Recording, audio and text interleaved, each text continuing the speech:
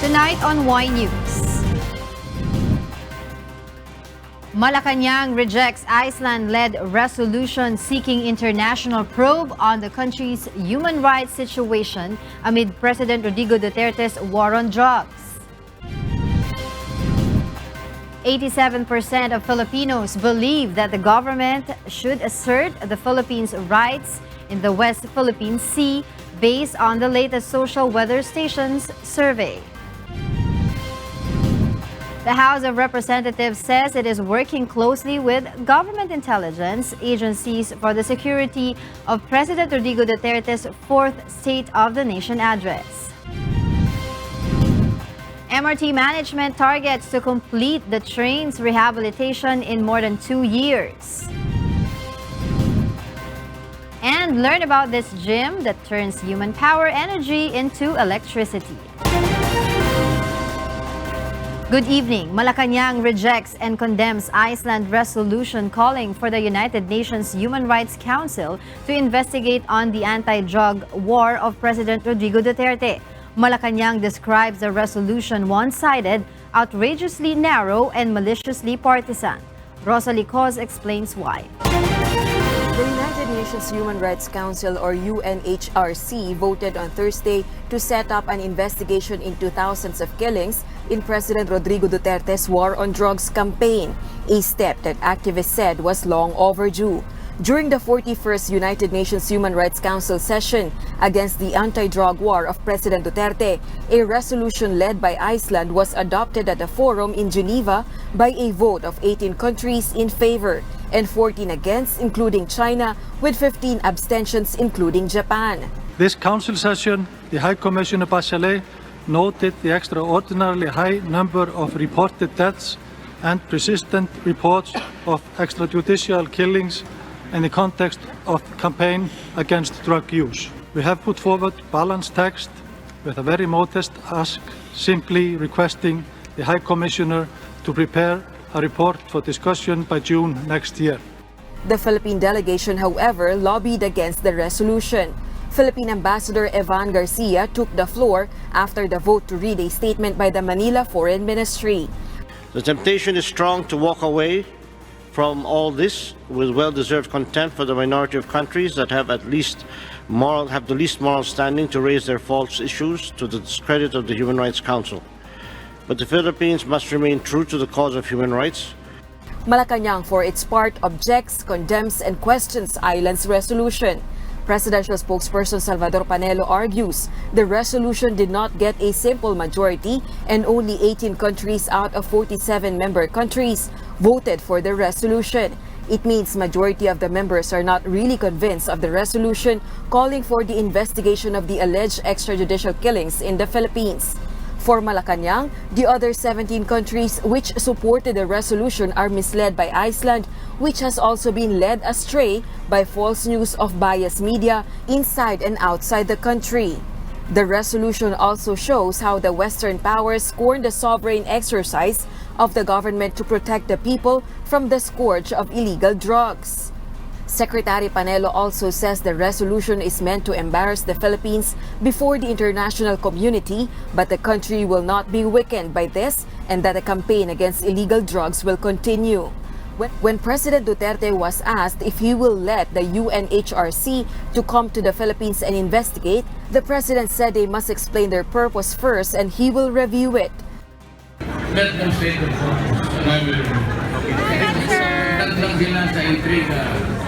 We better go to the media and the media will tell them the truth. So, ipanabas ninyo yung footages ninyo lahat. Clear everybody. The Duterte administration says that around 6,600 people have been killed by police in shootouts with suspected drug dealers since the president was elected in 2016 on a platform of crushing crime.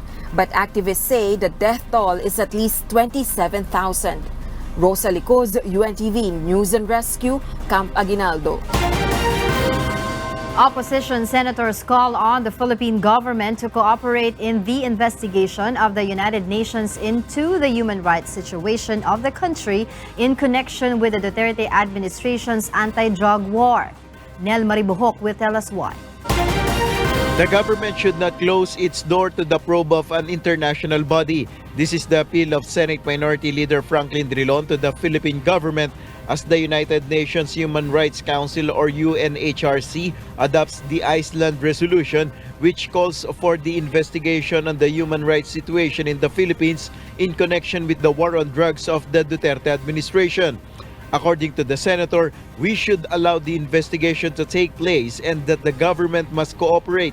He adds the said resolution should not be ignored because the government is constitutionally mandated to honor treaty obligations. Senator Risa Ontiveros meanwhile expresses dismay over Malacañang's rejection of the resolution.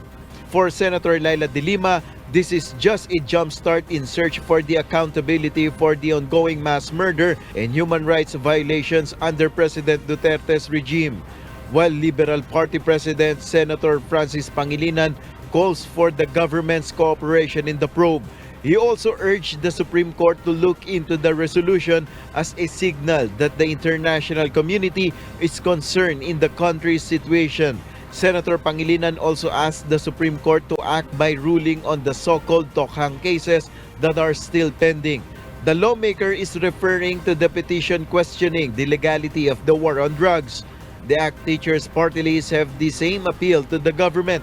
On the other, and despite the call for the government's cooperation, Senator Panfilo Lacson says the country has a functioning criminal justice system already that deals with erring law enforcers. He adds that the Commission on Human Rights is regularly provided with budget they need to perform their job, meaning, according to him, the country can manage the situation even without the intervention of the United Nations Human Rights Council. Nel Maribuhok, UNTV News and Rescue, Pasay City.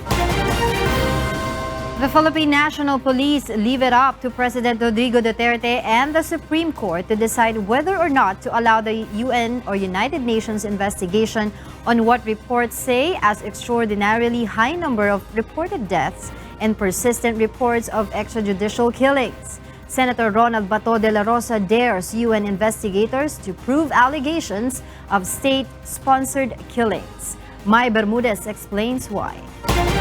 Former Philippine National Police Chief and now Senator Ronald Bato de la Rosa has a strong response on reports and allegations that extrajudicial killings in the country are state-sponsored. State-sponsored? Come here. You can cut my head if this is state-sponsored. Head ba o neck? Kung head, dito ang cutting, di ba? Dito ang cutting. Can cut my neck. Oh. The police official turned lawmaker says it's not true that 27,000 people died under the government's war on drugs campaign. He reiterates the number is only at 6,000 and those deaths were during legitimate operations. Hindi nyo alam na yung binigay sa inyo na numbers na 27,000 ay mga sinama na dyan yung mga namatay sa vehicular accident, yung mga namatay sa sakit sa puso, sinama na dyan siguro kaya umabot na gano'n ang number. Punta kayo dito para malaman ninyo kung ano totoo. However, Senator De La Rosa says it's up to President Rodrigo Duterte and the Supreme Court if they would allow the conduct of the probe. According to PNP Chief Police General Oscar Albayalde, authorities do not let their men get involved in questionable operations. Sarili nga naming mga pulis, pinapailan namin ng kaso whenever we see irregularities or abuses in the conduct of police operations. Well, Senator De La Rosa points out those who are pushing for the probe are Duterte administration's detractors. Why do you insist on 22,000? That's a misleading information just to arouse the senses of this international body to investigate. Dahil itong mga tao na nasa likod nito, sila yung gusto na pabagsakin ang Duterte administration. Commission on Human Rights meanwhile reiterate their call for a thorough, transparent, and independent probe in all human rights violations in the country. But instead of being bitter and throwing threats, CHR encouraged the government to be open to dialogues with countries that have expressed concern about human rights situation in the Philippines. Kapatid, a group of families and supporters of political prisoners in the country, says it's not important whether or not the president listens to the voice of the UN. For Kapatid, the investigation has to start now to know the state of human rights situation in the country and that the plight of political prisoners should also be looked into. May Bermudez, UNTV News and Rescue, Camp Crame.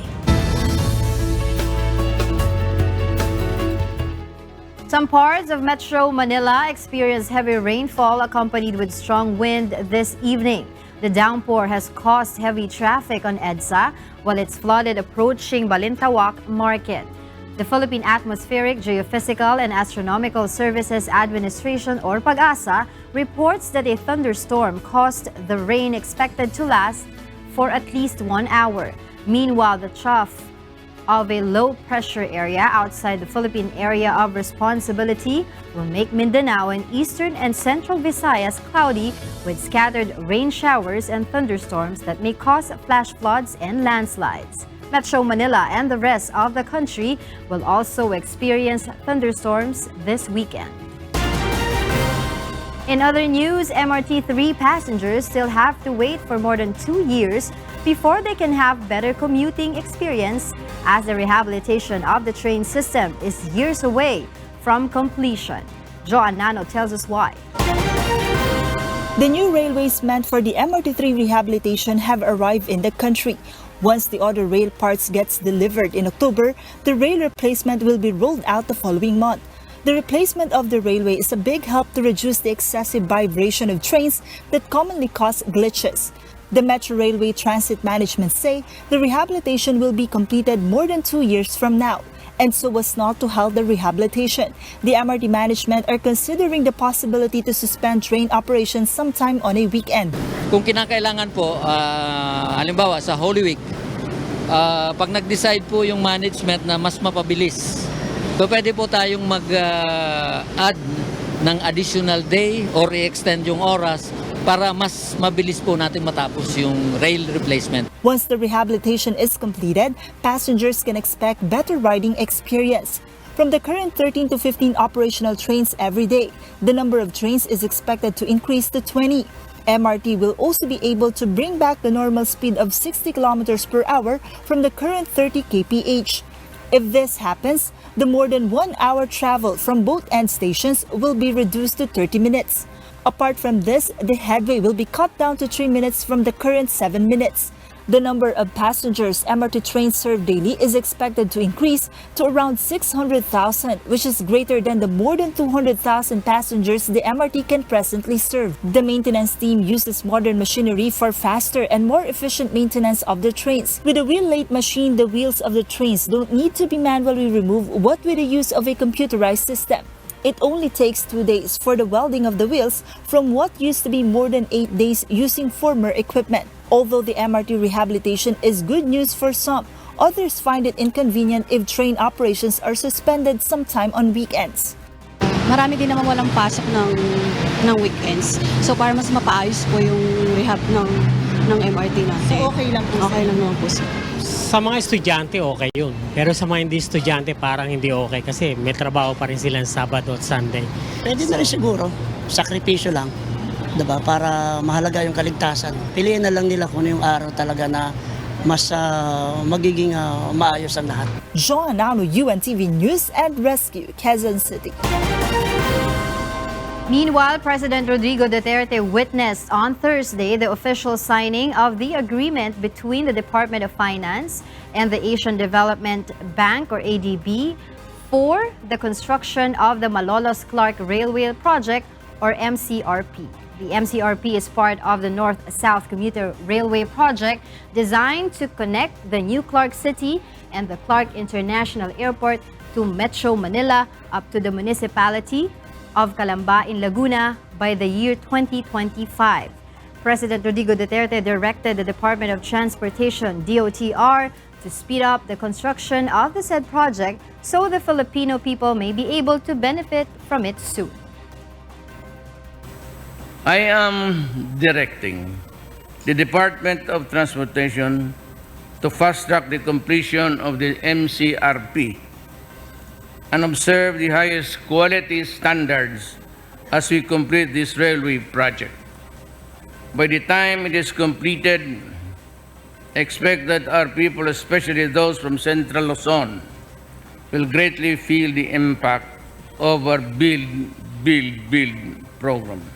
The $1.3 billion project is just the first phase of the $2.5 billion infra facility, which is the biggest infrastructure project funded by the ADB so far. Once completed, the MCRP will be the first airport express railway service in the country.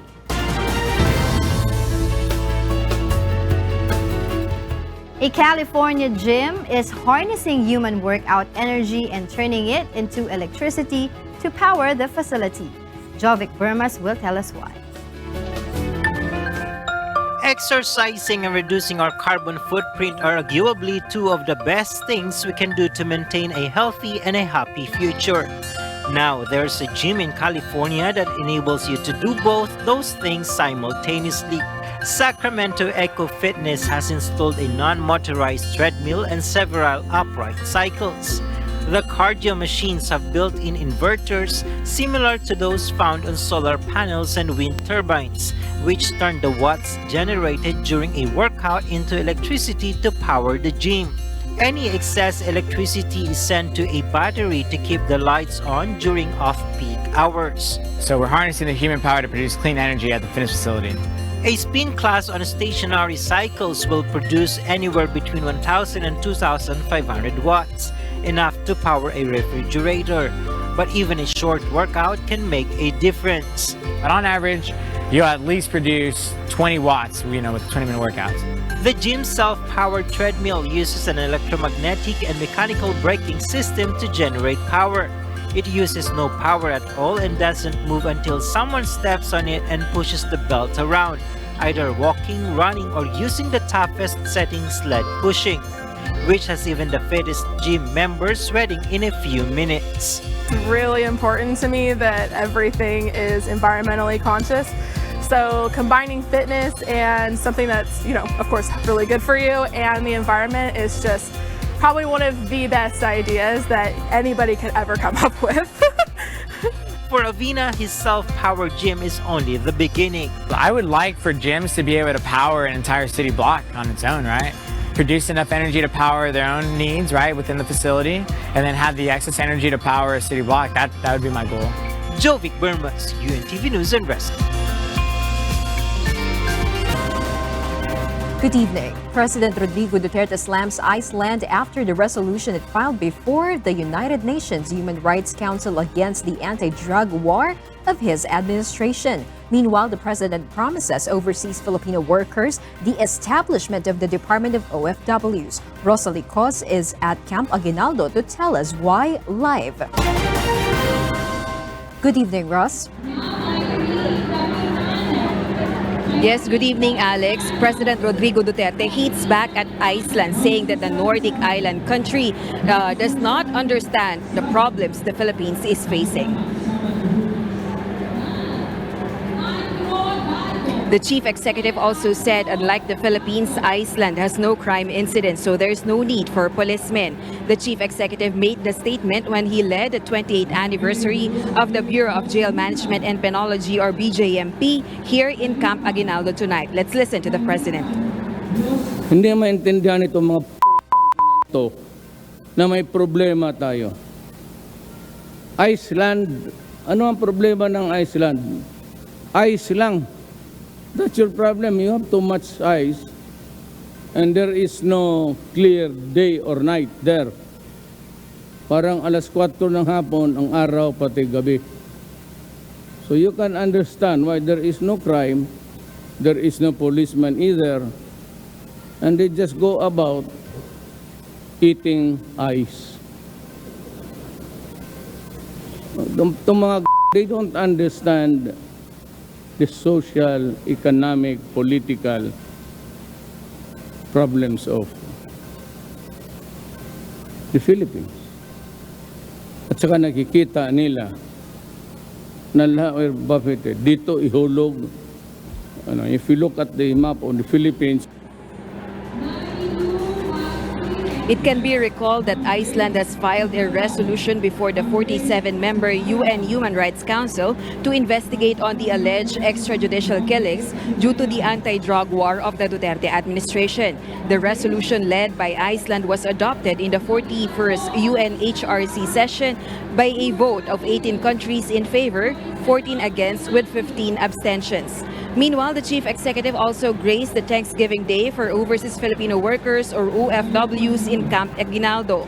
The event was organized by the Duterte Diehard Supporters Global and the Philippine National Police through the PNP Global Police Community Relations Program.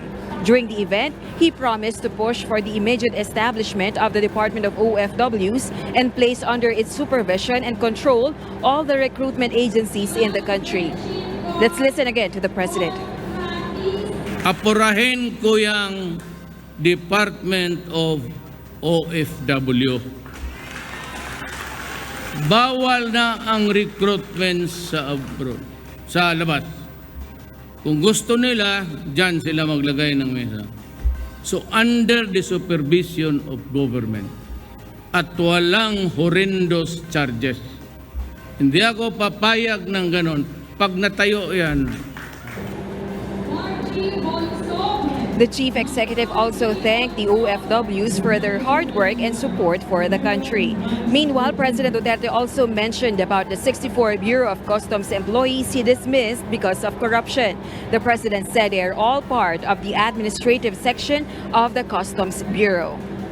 Alex, the president is set to meet the dismissed Bureau of Customs employees in Malacañang on Monday. That's the latest here in Camp Aguinaldo. Back to you, Alex. Thank you, Rosalie Cos, reporting live from Camp Aguinaldo. Officials of the House of Representatives are now conducting thorough inspection to secure the vicinity of the Batasan complex for President Rodrigo Duterte's State of the Nation address on July 22. Meanwhile, the government spends more than 4 million pesos for SONA 2019. Grace Casin will tell us why. Amid tensions rising from the recent terrorist bombings in Mindanao, House of Representatives Sergeant-at-Arms retired Major General Romeo Prestosa assures that there have been no perceived substantial threats to the Fourth State of the Nation Address or SONA of President Rodrigo Duterte on July 22, 2019. The security group assigned in the event, including the Philippine National Police, Armed Forces of the Philippines, and the Presidential Security Group, continue to prepare for the occasion, such as preparations including inspection on where the president will be walking during the SONA.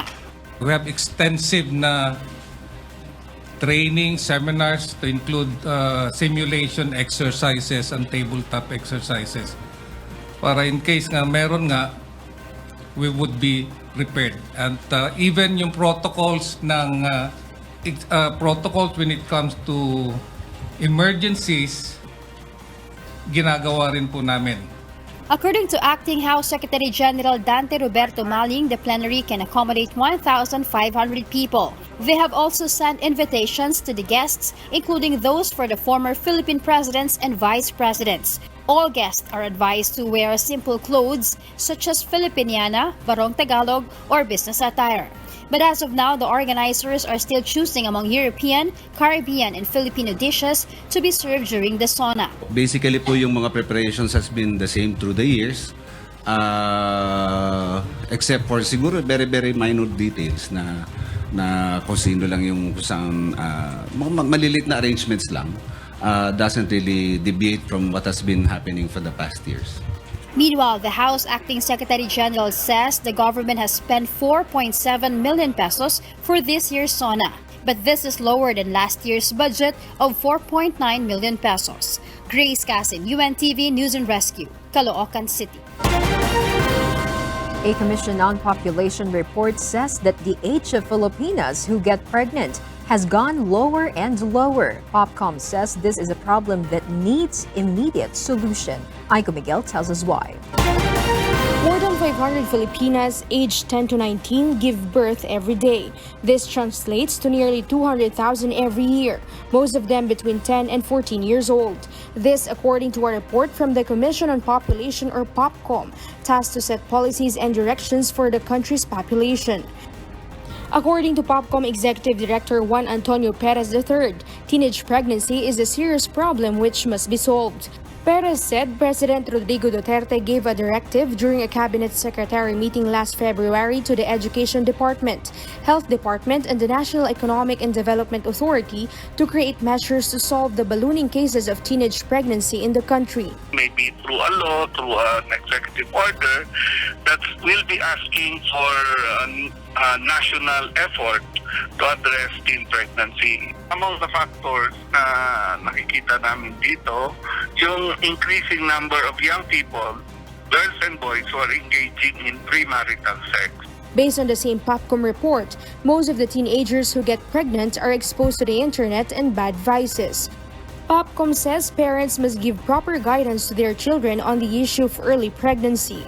Naninigarilyo, umiinom, doon nagsisimula yung pag-engage in premarital sex like access sa internet, pagtingin sa pornography. Parents should always check their children's gadgets, block websites with pornographic materials. Parents must also let their teenage children understand the effects of vices on their health and which group they should join to keep away from bad influences. Aiko Miguel, UNTV News and Rescue, Caloocan City. Today marks the third year of the landmark arbitral ruling favoring the Philippines against China over the territorial disputes in the West Philippine Sea. But for Supreme Court Senior Associate Justice Antonio Carpio, the Duterte administration has done nothing to enforce the ruling. Harleen Delgado explains why. University of the Philippines Institute of Maritime Affairs and Law of the Sea Director Dr. J. Batumbacal became emotional when he presented in a forum the serious degradation in the maritime environment in the West Philippine Sea. Exactly 3 years since the victory of the Philippines at the Permanent Court of Arbitration against China over the South China Sea dispute. You know, this has to stop, and we have to get serious. And we're not talking about going to war, we're talking about simple things like stopping the destruction of a common pool resource that would benefit us all. But for Supreme Court Associate Justice Antonio Carpio, the Duterte administration has done nothing to enforce the arbitral ruling. The magistrate also stressed that the idea of enforcing the arbitral ruling would mean going into war against China is false because it is unconstitutional. Carpio believes it only serves to scare the Filipino people to submit to China. This administration has done nothing whatsoever to enforce the arbitral award. I don't see anything positive in the enforcement of the award. Thank you. But Carpio worries that President Duterte might formalize in his upcoming State of the Nation address or SONA the supposed verbal agreement with Chinese President Xi Jinping, allowing Chinese fishermen to fish within the country's exclusive economic zone or EEZ.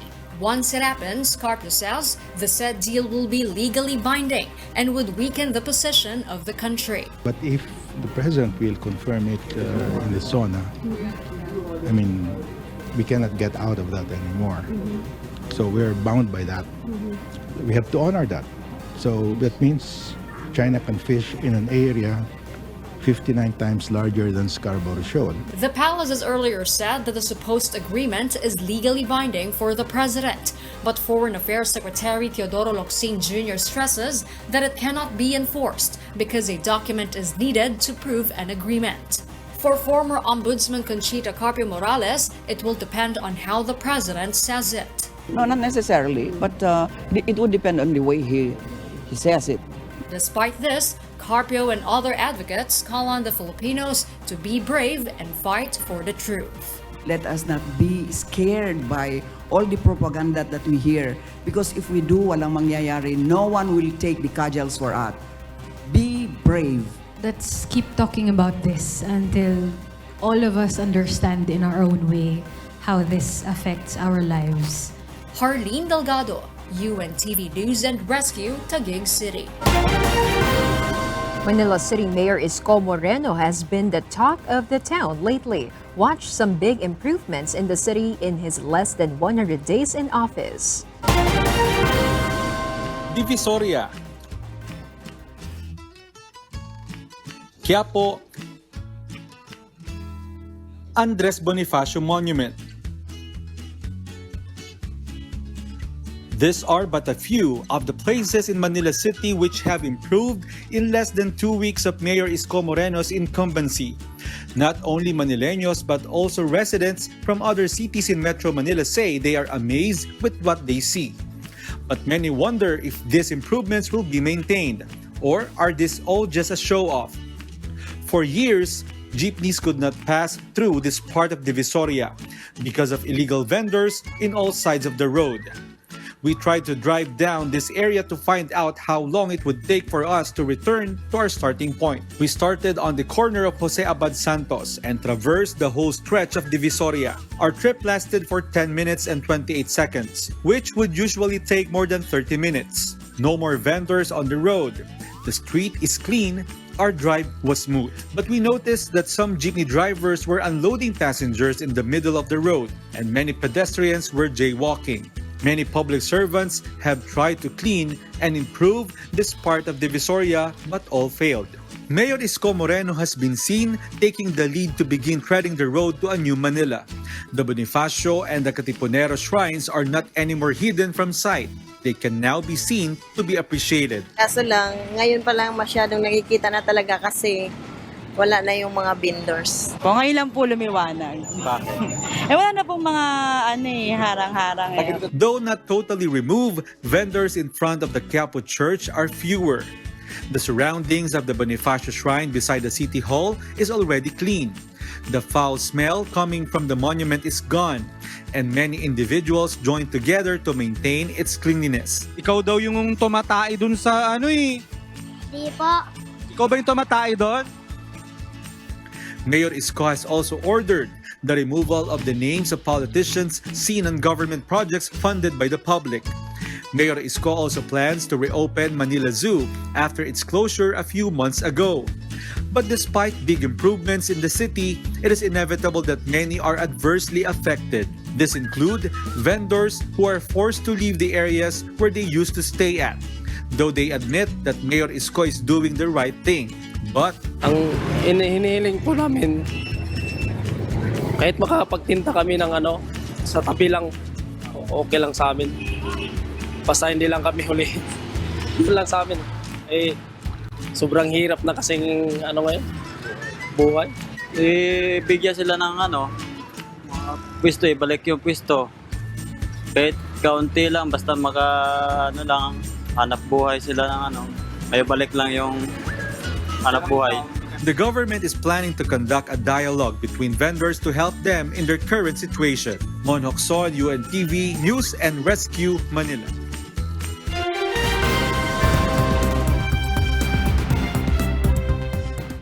Welcome back to Wine News, and for the news abroad, here's Stephanie C. reporting live from Hong Kong.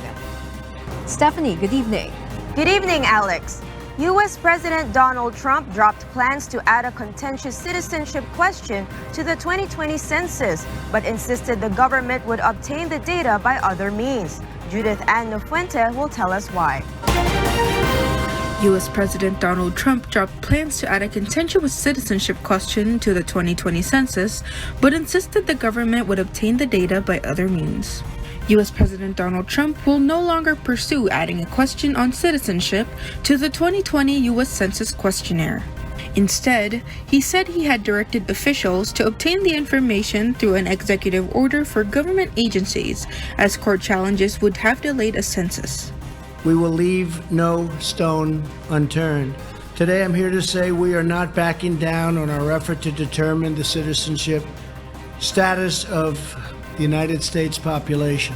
Trump was joined by his Attorney General, William Barr, who defended the president's motivations but nonetheless acknowledged there were legal and practical limitations preventing the administration from including the citizenship question without jeopardizing the government's ability to carry out the census. The retreat follows a long fight over the inclusion of the question, which the Supreme Court had blocked in June. Critics of the Trump administration's efforts say that asking about citizenship in the census discriminates against racial minorities and is aimed at giving Republicans an unfair advantage in elections. Republican Trump has made hardline policies on immigration a feature of his presidency and his campaign for re-election in 2020.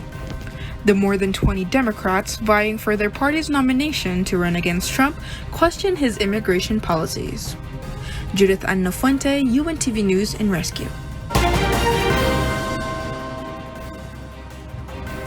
Calls in South Korea for a boycott of Japanese goods have been growing in response to Tokyo's curbs on the export of high-tech material to Seoul, as a dispute over compensation for forced wartime labor roiled between the two countries. Some South Korean supermarkets on Thursday removed Japanese products from shelves as more social media users posted boycott Japan messages and shared a link to a list of Japanese brands. Last week, Japan tightened curbs on exports of materials crucial for smartphone displays and chips, as Tokyo said trust with South Korea had been broken in a dispute over South Koreans forced to work for Japanese firms during World War II. A quadriplegic man who became a symbol of the right to die debate in France has died after doctors removed his feeding tubes, his family says. Vincent Lambert, 42, had been in a persistent vegetative state since a motorcycle accident 11 years ago. Doctors began taking him off life support last week after a final ruling by France's highest appeals court. Euthanasia is illegal in France, but doctors are allowed to put terminally ill patients into deep sedation. At least 35 people suffered minor injuries after an Air Canada flight hit a severe patch of turbulence. Meanwhile, some residents and visitors prepared to flee New Orleans on Thursday as Tropical Storm Barry closed in. Kath Carriedo tells us why. Tropical Storm Barry, which is currently moving over the Gulf of Mexico, is likely to develop into a hurricane. It is forecast to hit the U.S. city of New Orleans, which has already seen thunderstorms and flash floods. A state of emergency is in effect, and residents in some low-lying areas have been asked to evacuate. The Mississippi River could come dangerously close to overtopping banks shielding the city, officials warn. It could rise as high as 20 feet above sea level, they say, potentially exceeding the 20 to 25 feet levees, which protect the river from overflowing. Do not be overly concerned exactly what category this is, or whether it's a tropical storm or if it's a hurricane. Again, the number one threat is going to be water. It's going to be the flooding and the heavy rainfall. We have a high risk for extreme rainfall, and that is something that we don't issue very usually, especially 3 days out, and that's what we've done today. Thousands of residents were ordered to evacuate on Thursday in central Maui as firefighters battled an aggressive brush fire. Maui Mayor Mike Victorino said on Thursday night that the fire had not been contained as it has burned around 12 kilometers. Emergency management sent alerts to mobile phones asking Kihei residents to evacuate. Local media reported that fire that began from Thursday morning quickly grew out of control, prompting road closures. Shelters have been set up in nearby areas to accommodate evacuees. Meanwhile, at least 35 people suffered minor injuries after an Air Canada flight hit a severe patch of turbulence. The plane, which had 284 people on board, was traveling from Vancouver to Sydney on Thursday, but had to be diverted to Hawaii. Medical staff examined the injured after it landed at Honolulu's airport at 6:46 local time. The airline said that it was arranging hotels in Honolulu until a new flight to Australia could be arranged. Kath Carriedo, UNTV News and Rescue. Turkey's first hot air balloon festival in Cappadocia lures global tourists. Nina Armilio details this report. Dozens of colorful hot air balloons decorated the sky above Turkey's picturesque Cappadocia region recently, as a new hot air balloon festival drew in visitors from around the world.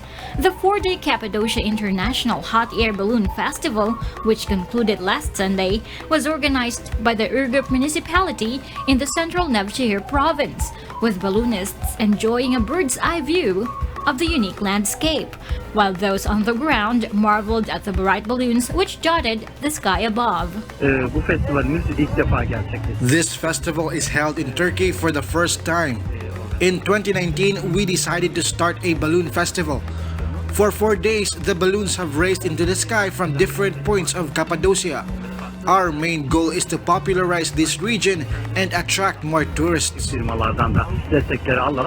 During the event, some 150 hot air balloons took to the sky for 6 different flights every day, with 20 balloons of various shapes from nearly a dozen countries, including France, Belgium, Slovakia, Germany, and Brazil, all soaring high. I brought my own balloon from Belgium, over the Happy Lobster, and we're about to take off over here, just behind Love Valley, for a nice flight. Up or go down, that's all. And then you have to search the direction of the wind, and so you have a little bit possibility to have a direction. But for that you have to be a very good pilot. Cappadocia is the most popular location in the world for hot air ballooning. Last year, over half of the world's balloon trips took place in the region, with more than 500,000 people taking to the blue skies. The balloons are tracked by a GPS system, allowing the speed limit and distance of the balloons to be detected during any time of their flight by land technicians. The price of a hot air balloon tour ranges from $130 to $180 depending on the duration. Some 537,000 tourists took balloon rides in 2018, boosting tourism revenues according to tourism experts. Nina Armilio, UNTV, News and Rescue.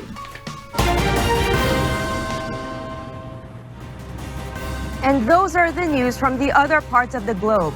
Back to you, Alex. Thank you, Stephanie C. reporting live from Hong Kong. There was also an increase in the clamor for the government to take action on the Chinese occupation in the West Philippine Sea, a social weather station survey showed. Nina Armilio will tell us why. 87% of Filipinos believe the government should assert its right in the West Philippine Sea, as stipulated in the 2016 decision of the Permanent Court of Arbitration, a social weather station survey showed Friday. SWS released the survey on the 3rd anniversary of Manila's landmark victory over China's expansive claim in the South China Sea. Of the 87% who agreed, 63% answered they strongly agree, and 24% said they somewhat agree. Meanwhile, only 5% of Filipinos said they disagreed, while the remaining 8% were undecided. In the same survey, 71% of Filipinos believe the government is serious in protecting Filipino fishermen against foreign vessels, with 35% saying the government is very serious and 36% saying it is somewhat serious. In a text message, Defense Secretary Delfin Lorenzana has raised doubts on the result of the latest survey. The survey was conducted from June 22 to 26, 2019, using interviews of 1,200 adults. Meanwhile, activists trooped outside the Chinese consulate in Manila to assert the Philippine sovereignty. Bayan Muna spokesperson Renato Reyes said they wanted to assert the country's legal victory and sovereignty, urging China to honor the ruling and stop its militarization in the South China Sea. Even if the Philippine government does not seem intent on upholding this ruling, even if the Duterte government wishes to set aside this ruling, the Filipino people believe that we should never give up what we have won before the International Tribunal, and we should keep asserting our legal victory and our sovereign rights. Because if we don't, that may be interpreted by China as a waiver or a default of our sovereign rights. In 2016, the Philippines won a ruling in the Hague's Permanent Court of Arbitration against Beijing over the legality of its 9-dash line on a disputed shoal in the West Philippine Sea. China refuses to recognize the ruling. Nina Armilio, UNTV, News and Rescue. Wishers in Iloilo City grabbed the opportunity to take pictures with the Wish Bus, while Ilonggo singer wannabes flocked to venue of the Wishcovery Season 3 on-ground editions. Vincent Arboleda will tell us why.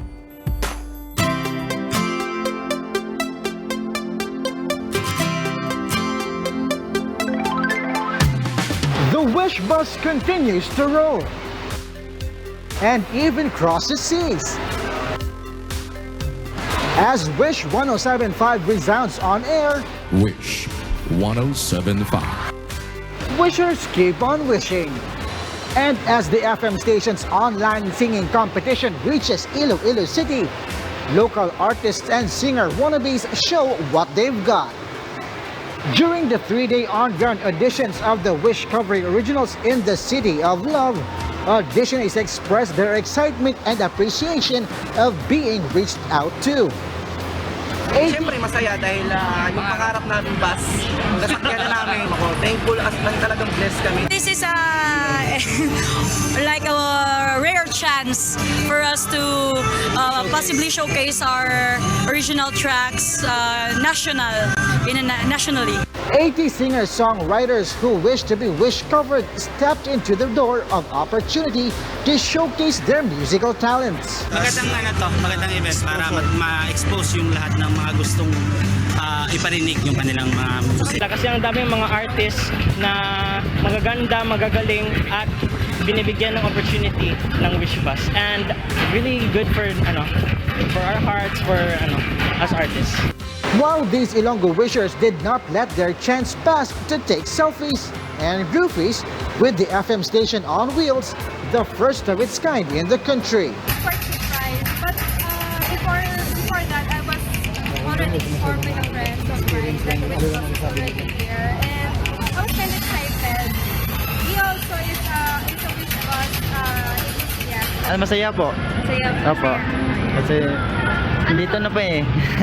Nakikita ko na po. It serves as a motivation, an inspiration, and as well as it gives happiness to us young millennials to pursue what we're dreaming to achieve our goals as well. Wish Covery Season 3 auditions next stop is Bacolod City from July 15 to 17. For more updates, just visit Wish 107.5's website or official social media pages. Vincent Arboleda, UNTV News and Rescue, Iloilo. And those are the news behind the stories this July 12, 2019. On behalf of Angela Lagunzad, I am Alex Baltazar. And before we close, we will recap with today's significant sound bites. Because we need to know, we will always ask why. Good evening. This council session, the High Commissioner Bachelet noted the extraordinarily high number of reported deaths and persistent reports of extrajudicial killings in the context of campaign against drug use. State-sponsored. Come here. You can cut my head. This is state-sponsored. Head ba o neck? Kung head, dito ang cutting, di ba? Dito ang cutting. Can cut my neck. Oh. Hindi maintindihan itong mga to na may problema tayo. Iceland, ano ang problema ng Iceland? Ice lang. That's your problem. You have too much ice and there is no clear day or night there. Itong mga they don't understand the social, economic, political problems of the Philippines.